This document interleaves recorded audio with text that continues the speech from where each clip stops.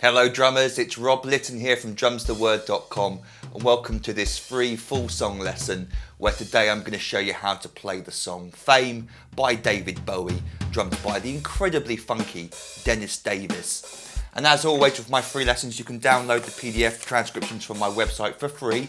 You'll find a link beneath this video for all 3 pages of the song. So have this printed out in front of you as we go through this together. It's going to make things a lot easier for you to understand.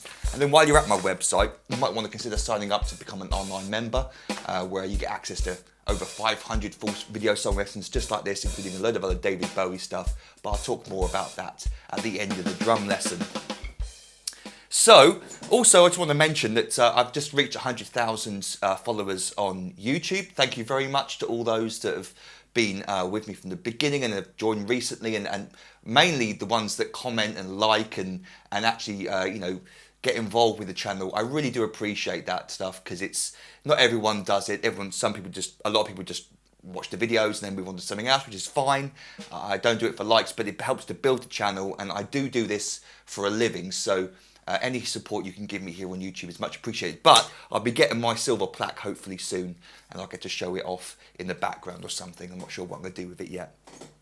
So we got the song starting, 95 BPM, really sort of lovely tempo for this type of drumming. But it starts off at 5 seconds with a very strange intro. It reminds me a little bit of White Room by Cream, the way that intro sort of goes, well, it's in 3, and then it goes back to a 4 thing, or in Cream, White Room, I think it goes to 4/4 as well. But the point is, it's got a very strange intro where all of a sudden the song changes to something else. So these first 2 bars are in 3. We're counting 1, 2, 3, 1, 2, 3. It's very simple. Starts with a crash cymbal. 1 and 2 we and 3 and 1. So we just on 1 tom, 2 we and 3, 2 we and 3 and 1. The next bar of 3. And then it's just this 1 and 2 we and 3 and 1. So I think you can hear on the recording it goes to a lower tom and then back up to the original tom. So I think he's only using 2 toms here.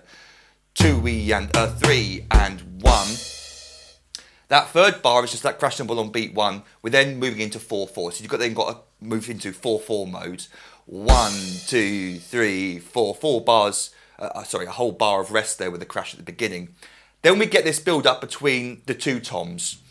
We get 1 and 2 and 3, and you can see underneath it the notation, the crescendo, we're getting from quiet to loud.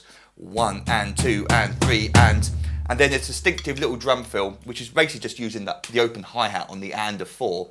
We get 40 and open hi-hat on the and of 4. 40 and no bass drum with that open hi-hat, by the way. And then we go into our first bar of main grooves. So let me just play that first line for you slowly. 1 and 2 and 3 and 1 and 2 and 3 and 1, 2, 3, 4. 1 and 2 and 3 and 40 and 1. That was actually up to tempo, but it's not so fast or complicated that you can understand what I was doing there at that tempo. Hopefully, let me know in the comments if I go too fast sometimes. So then we go on to our next line, and we've just got our main groove. Now, it's quite hard to hear because the bass guitar is tuned so well with the bass drum that sometimes it's hard to hear whether it's the bass drum or the bass guitar being played. But I think what Dennis is doing here, he's keeping it really simple. He's just playing 1, 2, 3, 4, 1, 2, 3. But there might be some extra little skip notes on the bass drum that I've missed. 1, 2, 3, 4, 1, 2, 3, 4, 1. Which you could add in if you wanted to give it that sort of bit more of a funky push. But I think it's the bass guitar that's doing those extra push notes. And Dennis, like I say, is just keeping it back nice and simple. On top of that, we've got an open hi-hat on the and of 2 and the and of 4. 1, 2 and 3 and 4 and 1 and 2 and 3 and 4. 1, 2 and 3 and 4 and 1. All the way for 3 bars there. The 4th bar we get this. 1 and 2 and 3 and a 40 and. Again, ending on the open hi-hat there on the and of 4. And a 40 and. 1 and 2 and 3 and a 40 and 1. I wanted to go to a crash, but there's no crash on the next line. We then get this really cool turnaround where the snare drum backbeat moves from beat 4 to the and of beat 4. Beat 2 is still the same, but we get this push or drag of the snare drum, creating this really cool, sort of cool roll to the groove. The first bar is this: 1 and 2 and 3 and a 4 and 1, 2, 3 and a 4 and a really cool little 3 and a 4 and 3 and a 4 and. The next bar, we skip over beat 1. This also helps to create that sort of illusion. Where's the beat going? We're sort of moving it across an eighth note. We skip over beat 1 with the bass drum and play 1 and 2, bass drum on the and of 1 instead. And then we get a very, very quiet little drag ghost notes occurring. There might be more in the recording that I missed, but I'm not hearing them. This is the only time I heard a drag being played, so I've included it. We get 2 and 3, just a little ghost note drag and 3. And then we get the same idea for the second half of the bar, 3 and 4 and. So same as the first bar, except we got that extra drag halfway through. You can leave out that ghost note if you wanted to.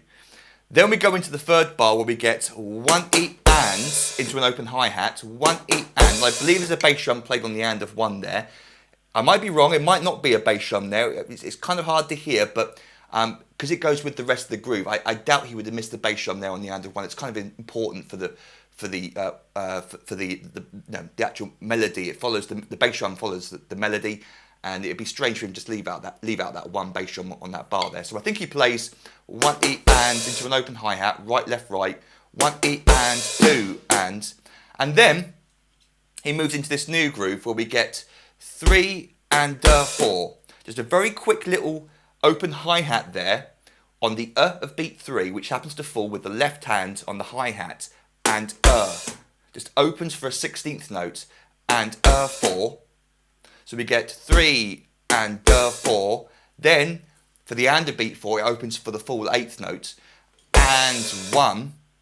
And then the fourth bar really shows how that idea gets repeated for another 4 bars. We get 1 and 2 and 3 and 4 and. So you can hear 2 different lengths of open hi-hats. 16th note for the 3 and the full 8th note for the and of 4.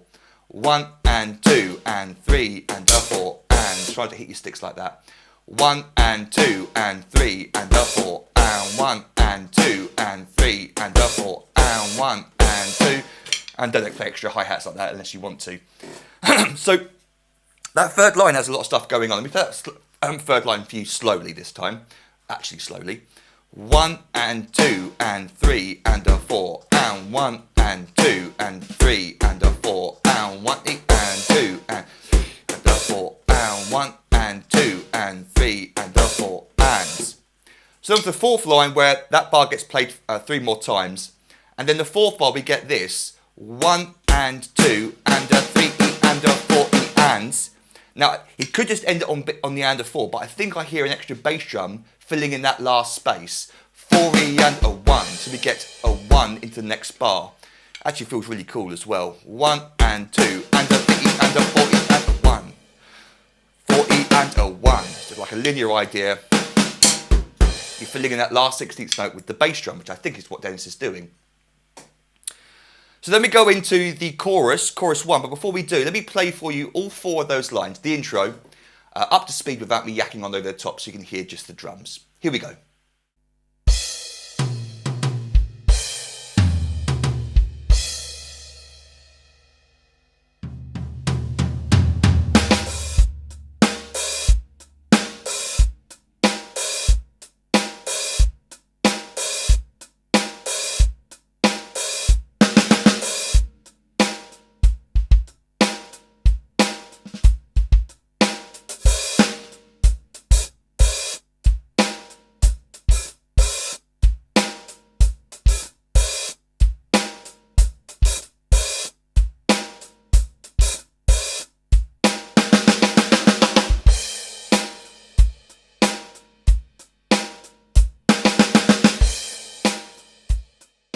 So for chorus 1, and it was basically the whole song is a chorus. I don't really hear any verses. The whole thing is just based around that one riff. So you can call it the verse or the chorus. I'm calling it the chorus because it's got the thing in it. So we've got the first bar, 1, 2, 3, 4. Again, I don't think I'm hearing or feeling those extra little skips on the bass drum.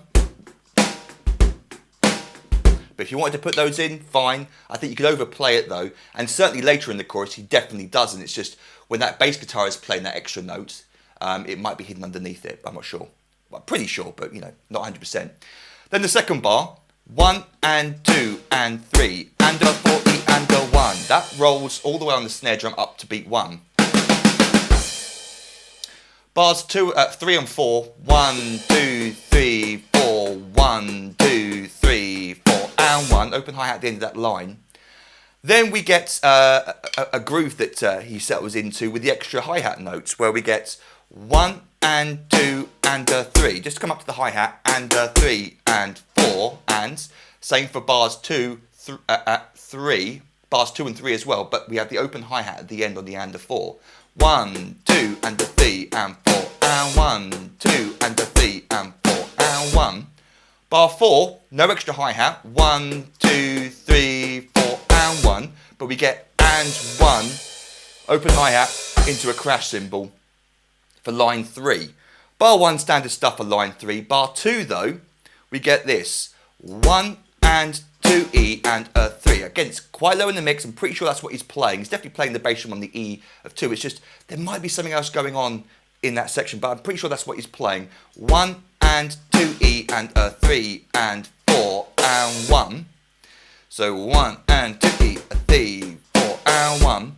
And then it starts to get really funky with the inclusion, bars 3 and 4, of the bass drum on the E of 4, falling in between the hi-hats just after the snare drum. 1, 2, 3 and 4 E and 1, 2, 3 and 4 E and 4 E and. So that third line, 1, 2, 3, 4, 1 and 2 E, a 3, and 1, 2, 3 and 4 E, 1, 2, 3 and 4 E and. That drum beat gets played 4 more times for the fourth line, and then the fifth line is just 2 more times of that drum beat. But the last bar, I'm pretty sure I'm hearing that extra little push on the bass drum going into our next chorus. So that last bar, 1, 2, 3 and 4 E, 1, 1, 2, 3 and 4 E, 1. Might just be 1, 2, 3 and 4 E, 1. And again, it's last time I mentioned it, it's the bass guitar playing it. But I'm pretty sure I'm feeling it there as a bass drum note. So let me now play for you all 5 lines of chorus 1.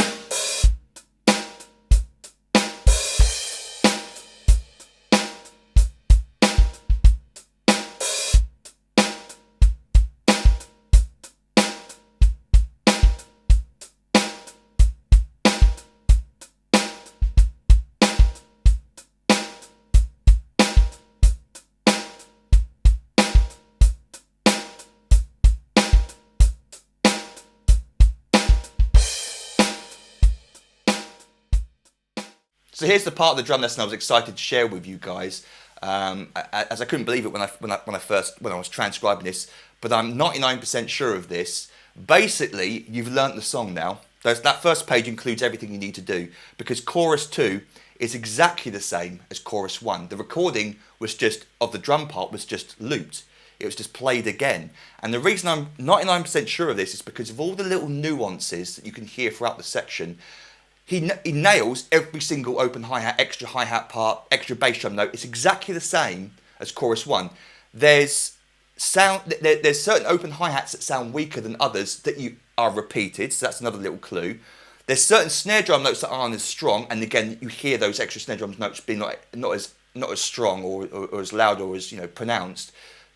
I'm just 99.9% sure that this is repeated exactly the same as chorus 1. So guess what that means for this drum lesson?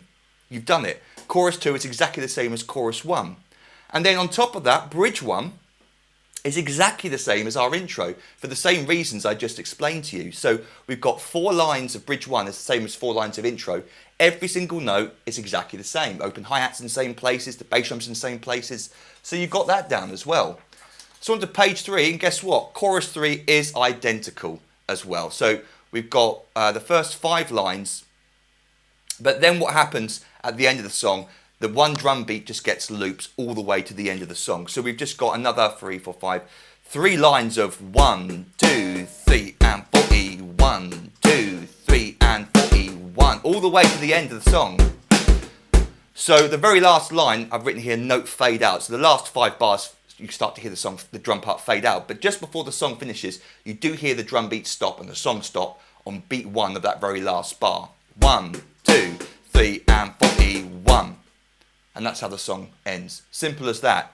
So really the first page is all you needed. There's a lot going on in that first page, lots of cool ideas. Any one of those bars, those drum beats or fills, you could take out and play in another song in a different context. It would sound really cool. They're really good as exercises as well. But yeah, I hope you enjoyed that. Don't forget to download the chart from my website for free. Again, the link is beneath this video.